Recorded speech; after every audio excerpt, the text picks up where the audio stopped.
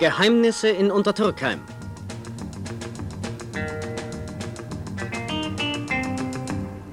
Neuer Typ bei Daimler-Benz.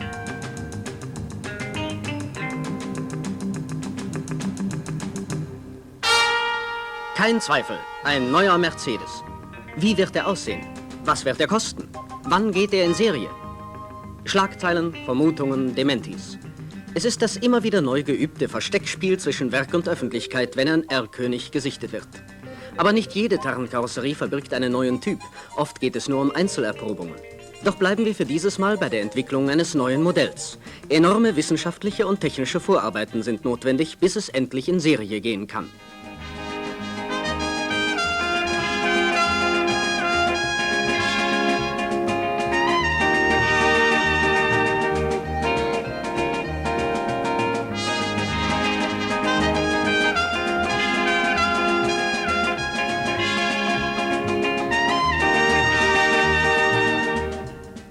Wenn Daimler-Benz, die älteste Automobilfabrik der Welt, einen neuen Typ auf den Markt bringt, dann ist er das Produkt einer in zahllosen Versuchsreihen geprüften, ausgereiften Konstruktion.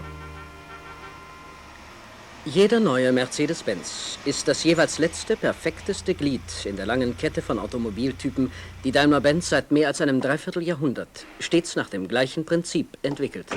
Nämlich dem Streben nach einem Optimum an Fahrsicherheit, Fahrkomfort und funktioneller Eleganz.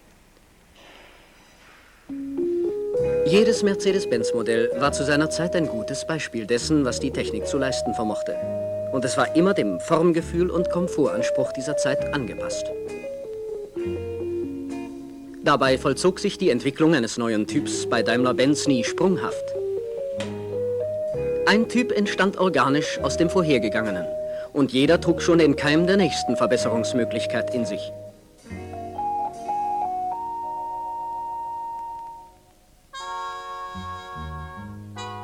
Jahre bevor ein neuer Typ in Serie geht, arbeiten die Ingenieure schon an seiner Vorbereitung und Verwirklichung. Ihre geistigen Fähigkeiten lassen ein Auto entstehen, das alle Erwartungen erfüllt, die der Name Mercedes-Benz von ihm verlangt.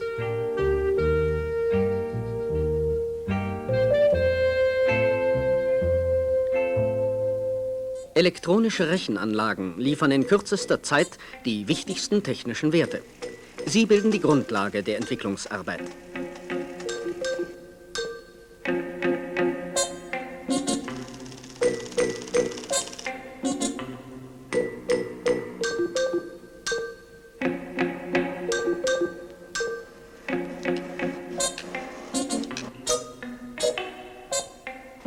Nicht selten wird ein projektiertes Fahrzeugteil gar nicht erst gebaut und erprobt, weil sich schon hier im Rechenzentrum erweist, dass seine Eigenschaften nicht den Erwartungen entsprechen würden.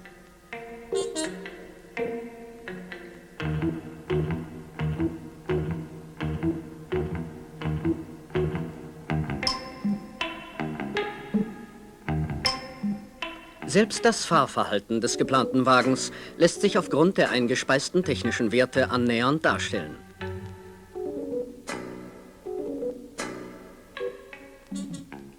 Erst wenn es über die funktionelle Richtigkeit aller Einzelwerte kaum noch Zweifel gibt, werden Fahrwerk, Triebwerk und Aufbauteile gefertigt und erprobt.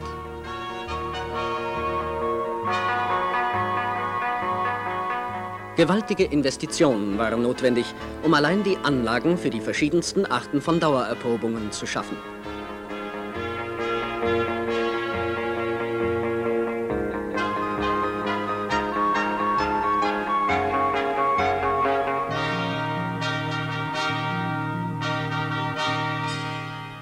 Bau- und Fahrerprobung dieser Versuchswagen folgen. Erst kurz vor der Serienfertigung ist der Kostümwechsel fällig, der neue 250S. Vielleicht fehlt ihm in dieser Umgebung noch der letzte Glanz. Bitte sehr, dem ist abzuhelfen. Wir sagten es schon, es sind 3 Richtlinien, nach denen Daimler-Benz seine Automobile entwickelt. Erstens die Fahrsicherheit, Hauptkriterium für jedermann. Besonders aber für den schnellen, sportlichen Fahrer. Zweitens der Fahrkomfort, ebenfalls von allen geschätzt. Besonders annehmlich aber für den, der Ausstattung, Bequemlichkeit und ruhiges Fahrverhalten der sportlichen Note vorzieht. Drittens das Exterieur des Wagens. Gesichtspunkt für viele Fahrer, besonders aber für die Dame, an die wir uns in den Fragen des Geschmacks gerne wenden. Wie bestimmend diese 3 Grundprinzipien für die Arbeit unserer Versuchsabteilungen im Einzelnen sind, wollen wir Ihnen in einigen Ausschnitten aus dem umfangreichen Aufgabengebiet schildern.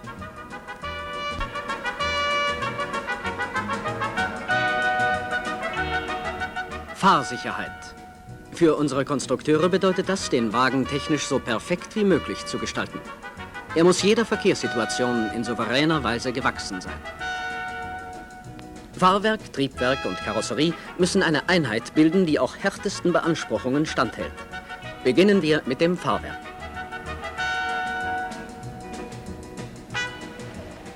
Auf der Versuchsbahn erlebt es seine erste praktische Erprobung. Hier wird getestet, wie der Wagen bei hoher Geschwindigkeit, hier bei 120 Kilometer in der Stunde, extreme Lenk- und Ausweichmanöver ausführt. Es kommt dabei auf die exakte Seitenführung der Räder an, auf geringe Kurvenneigung und eine präzise Wirkung der Lenkung. Vor dem Fahrversuch haben wir sie schon auf dem Prüfstand getestet. Erschütterungen, wie sie auf der Straße nur in extremen Fällen auftreten, wirken hier in stetem Wechsel mit normaler Fahrbelastung auf die Lenkelemente ein. Hier geht es um die Funktionsprüfung der Achsen und der Radaufhängung.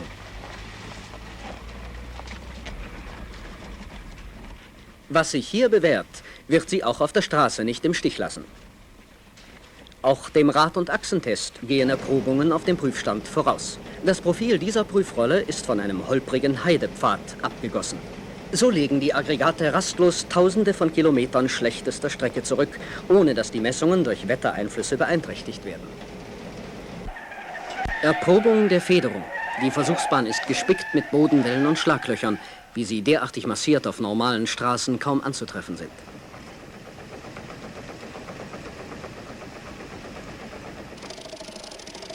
Auch für die Federungselemente gibt es eine ganze Batterie von Prüfständen.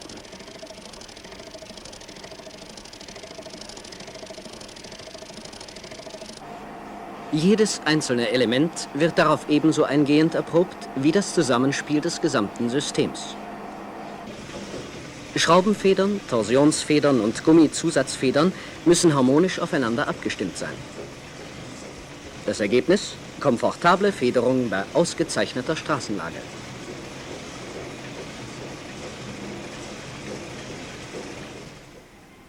Zum Federungssystem dieses neuen Typs gehört noch eine Besonderheit, die hydropneumatische Ausgleichsfeder.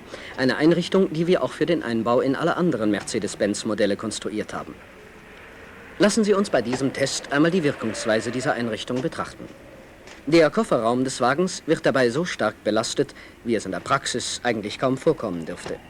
Die Folge ist, dass der Wagen am Heck extrem tief liegt und vorne entsprechend hoch steht.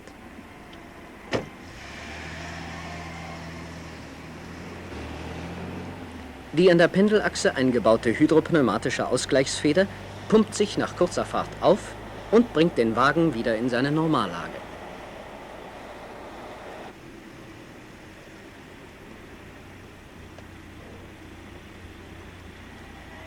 Und um die Gewichtigkeit dieses Tests zu unterstreichen, mit 5 Zentnern Sand war der Kofferraum bei diesem Versuch beladen.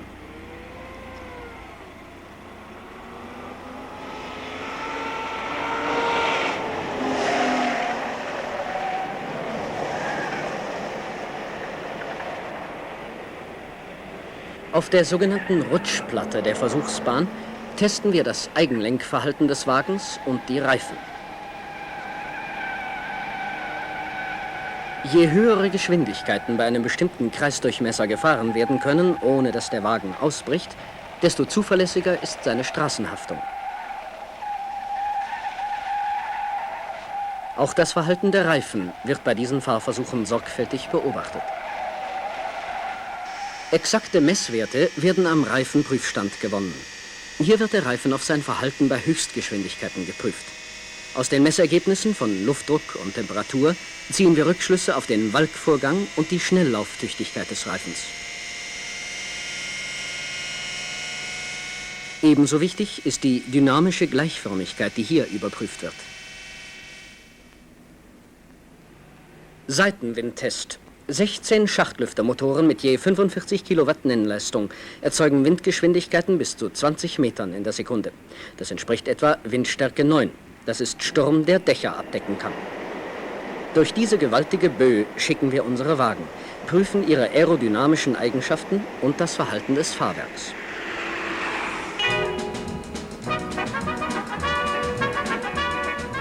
Immer noch Thema Fahrsicherheit. Ein wichtiger Punkt, die Bremsen. Bevor wir auf ihre Konstruktionsmerkmale eingehen, wollen wir uns einmal von ihrer Wirksamkeit überzeugen.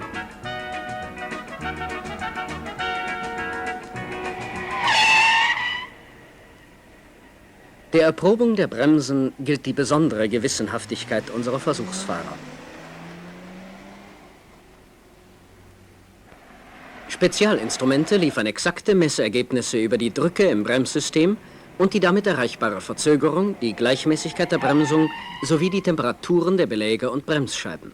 Ein entscheidender Fortschritt in der Entwicklung der Zweikreisbremsanlage ist der Bremskraftregler. Ein Regelventil, das die Verteilung der Bremskraft zwischen vorderem und hinterem Bremskreis bestimmt. Damit wird der hohen dynamischen Belastung der Vorderachse Rechnung getragen, gleichzeitig aber das gefährliche Überbremsen der Hinterräder verhindert. Als besonders leistungsfähig erweist sich das System der Vierradscheibenbremse auch bei Dauerbremsungen. Selbst bei höchster Wärmeentwicklung lässt die Bremswirkung kaum nach.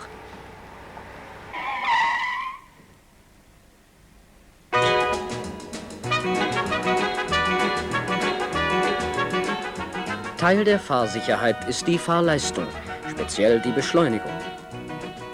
Sie ist bei unseren Wagen, besonders beim 250 SE, beachtlich. Von 0 auf 100 Kilometer in der Stunde 11,8 Sekunden. Ergebnis der Entwicklungsarbeit in unserer Versuchsabteilung für Triebwerke. Sie gilt in der Grundlage den Motoren aller unserer Typen. Für den 250 S und SE galten folgende Auflagen. Vergrößerung des Hubraums der Sechszylindermaschine auf 2,5 Liter. Erhöhung der Motorleistung bis 150 PS. Höchstgeschwindigkeit bis 190 Kilometer pro Stunde. Weitere technische Merkmale: 2 Registerfallstromvergaser beim 250 S, Einspritzanlage beim 250 SE. 7-fach gelagerte Kurbelwelle für günstiges Schwingungs- und Geräuschverhalten und lange Lebensdauer. Ergebnis: ein überaus kraftvoller und doch seidenweich laufender Motor. Hohe Fahrleistung bei günstigen Verbrauchswerten. Sicherheit in der Fahrleistung. So sieht sie in der Praxis aus. Der Motor ist da, wenn man ihn braucht, sofort.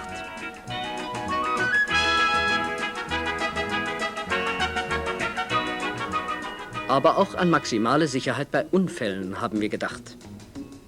So haben wir den Fahrgastraum besonders formstabil gebaut.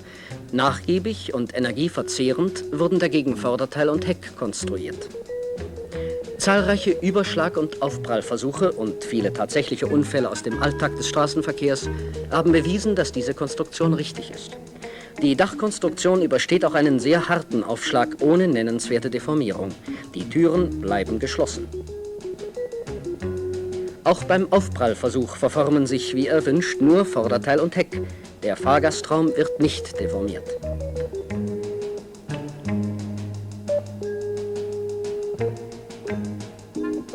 Die Türen bleiben selbst bei dieser gewaltigen Krafteinwirkung geschlossen, lassen sich aber nach dem Versuch einwandfrei öffnen.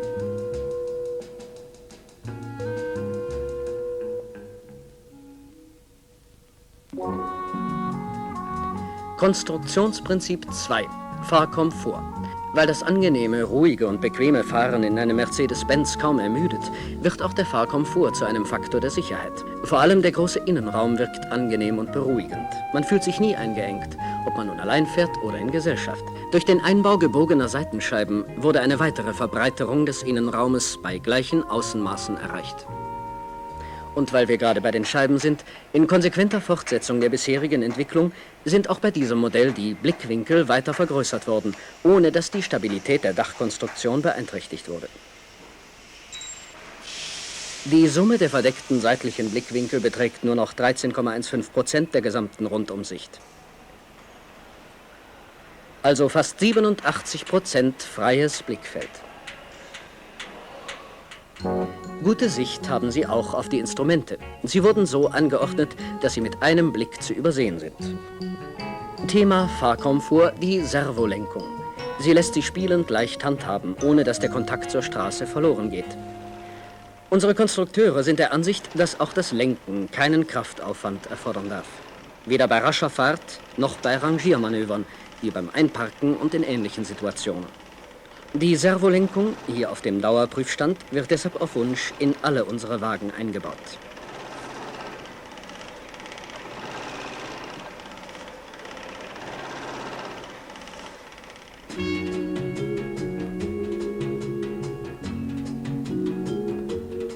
Wir sind davon überzeugt, dass es vielleicht schon morgen nicht mehr als eine Frage des besonderen Komforts gilt, einen Wagen mit automatischem Getriebe zu fahren. Wir bauen deshalb auch dieses Getriebe auf Wunsch in alle unsere Fahrzeugtypen ein. Aus dem gleichen Grunde haben wir die Entwicklung dieses Aggregats so angelegt, dass es dem mechanischen Getriebe nicht nur hinsichtlich der Bequemlichkeit, sondern auch in der technischen Funktion überlegen ist. Die Schaltungen sind extrem kurz und erfolgen stets in dem für die Beschleunigung des Fahrzeugs günstigsten Moment. Für besonders sportliche Fahrweise lässt sich die Automatik manuell beeinflussen. Die Messwerte auf unseren Prüfständen und die Fahrpraxis haben erwiesen, dass Bequemlichkeit und sportliches Fahren mit diesem Getriebe auf einen Nenner gebracht werden konnten. Was aber, so sagten sich unsere Konstrukteure mit Recht, nützen noch so leichtgängige Bedienungsaggregate, wenn man nicht gut sitzt und dadurch ermüdet. Sie haben deshalb Sitze entworfen, auf denen man stundenlang fahren kann, ohne das Kreuz zu spüren. Sitze mit der orthopädisch richtigen Kontur. Bei diesem Typ lässt sich übrigens außer Lehnenneigung und Sitzabstand auch die Sitzhöhe regulieren. Wichtig für die Entwicklung der Sitze, hier auf dem Dauerfestigkeitsprüfstand, ist neben den Abmessungen und der Druckverteilung vor allem die Abstimmung der Federung auf die Eigenfrequenz des Fahrzeugs einerseits und die des menschlichen Körpers andererseits.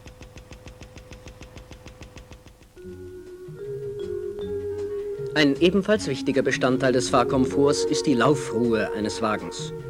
Wir haben uns bemüht, die unvermeidlichen Fahrgeräusche auf ein Minimum herunterzudrücken. Mit Erfolg bemüht, wie wir glauben. Denn das ist alles, was selbst bei hoher Geschwindigkeit im Wagen zu hören ist.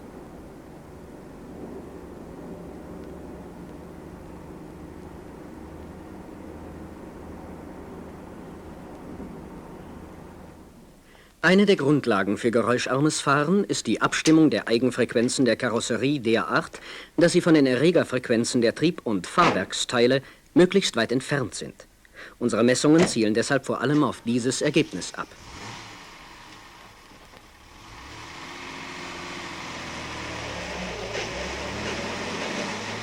Da sich die unerwünschten Frequenzen jedoch nicht in allen Bereichen beliebig verändern lassen, muss in vielen Fällen durch Schwingungsdämpfung mittels Gummilagern, Kunststoffteilen und dämpfenden Belägen Abhilfe geschaffen werden.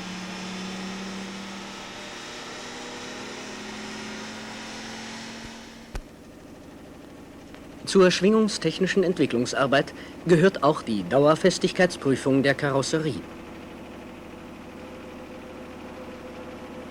Eine hydraulische Pulsatoranlage leitet dabei an den Vierachsenden Kräfte ein, wie sie bei Fahrten auf unebenen Straßen von den Rädern übertragen werden.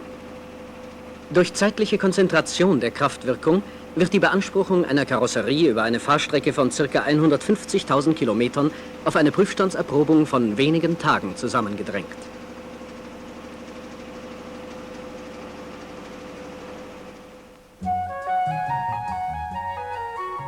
Das Wohlbefinden des Fahrers hängt wesentlich auch von der Belüftung ab. Eine gute Belüftungsanlage ist deshalb kein Luxus, sondern schlichte Notwendigkeit. Entsprechende Mühe haben sich unsere Konstrukteure gegeben, das Wageninnere mit genügend Frischluft zu versorgen, ohne dass es zieht. Bei diesem Typ wird die Luftströmung so geführt, dass sie vor dem Austritt über die Heckscheibe streicht und sie dadurch beschlagfrei hält. Den Versuchsingenieuren waren folgende Entwicklungsaufgaben gestellt. Zu erzielende Frischluftumwälzung 5 bis 10 Kubikmeter pro Minute, je nach Fahrgeschwindigkeit. Zu erreichende Heizleistung, Erwärmung des Wageninnenraumes auf plus 20 Grad Celsius, auch bei Außentemperaturen unter minus 20 Grad Celsius. In der Kältekammer unserer Versuchsabteilung wird geprüft, ob diese Werte tatsächlich erreicht werden, beziehungsweise welche Zeit für die Aufheizung gebraucht wird.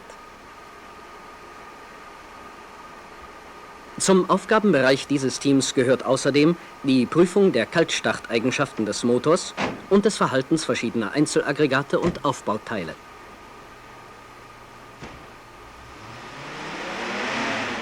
So interessiert uns neben der Enteisung der Scheiben auch die Gängigkeit der Türschlösser und Fensterheber bei starker Frosteinwirkung.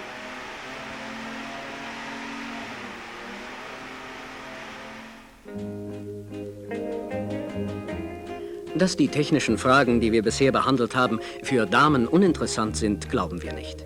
Wir sind überzeugt, dass Damen auf Fahrsicherheit und Komfort genauso viel Wert legen wie die Herren der Schöpfung. Allerdings, echt begeistern werden sie sich am Aussehen des Wagens, an seiner Schönheit und Eleganz.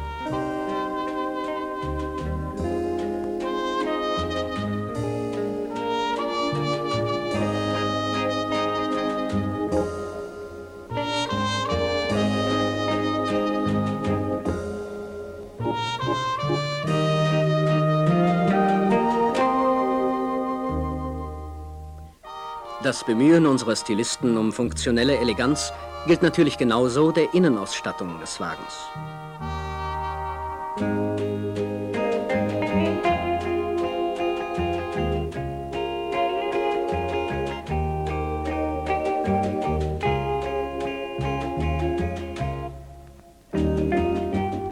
Unsere Stilisten halten eine ganze Menge von moderner Linienführung, wenig dagegen von modischen Effekten, von einem fortwährend geänderten Stil des Wagens. So blicken sie auch mit berechtigtem Stolz zurück auf die konsequente Entwicklung der Linienführung unserer Modelle in den letzten 20 Jahren, vom 170V bis zum 250S.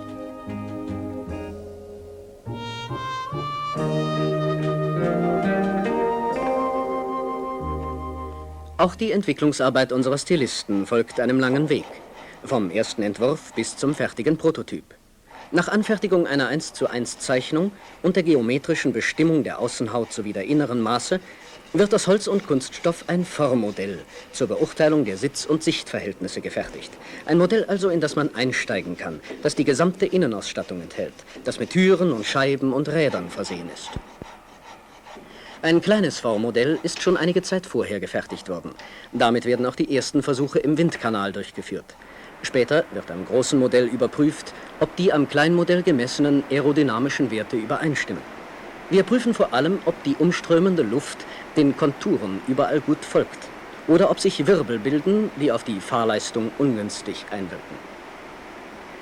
Wenn die Form des neuen Wagentyps allen technischen Erfordernissen entspricht, gilt es dem eleganten Kleid des Wagens Glanz zu verleihen. Einen Glanz, der dauerhaft ist, der allen Einflüssen des Fahrbetriebs trotzt. Auch das erfordert unzählige Versuche und Prüfungen.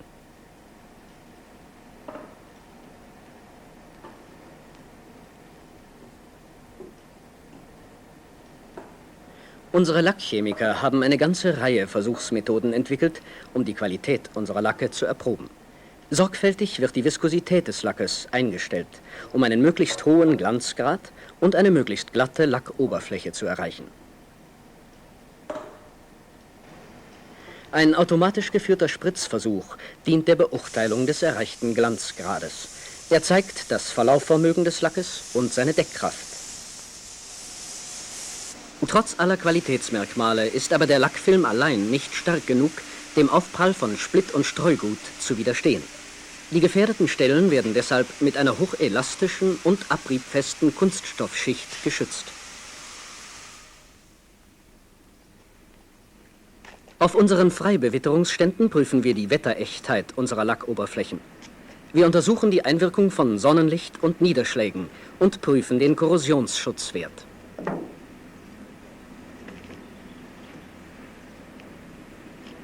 Alle Metallflächen unserer Karosserien werden nach sorgfältiger Vorbehandlung mit 4 Lackschichten konserviert. Hier wird die Veränderung der Schichtdicke gemessen. Durch Witterungseinflüsse kann sich ein Aufquellen oder Abnehmen der Lackschicht ergeben. Aus diesen Messungen ziehen wir Rückschlüsse auf die zukünftige Entwicklungsarbeit. Der abschließende Korrosionsschutztest ist eine Radikalkur. Um gefährdete Stellen zu entdecken, wird der Versuchswagen im Verlauf der gesamten Fahrerprobung immer wieder durch diese hochaggressive Salzlösung gefahren. Wir haben geschildert, in welcher Weise die Begriffe Fahrsicherheit, Fahrkomfort und funktionelle Eleganz die Arbeit unserer Entwicklungsabteilungen bestimmen. Der Ausgangspunkt aller unserer Überlegungen blieb dabei noch unerwähnt. Wir stehen auf dem Standpunkt, dass ein Auto für die Benutzung durch den Menschen gebaut wird.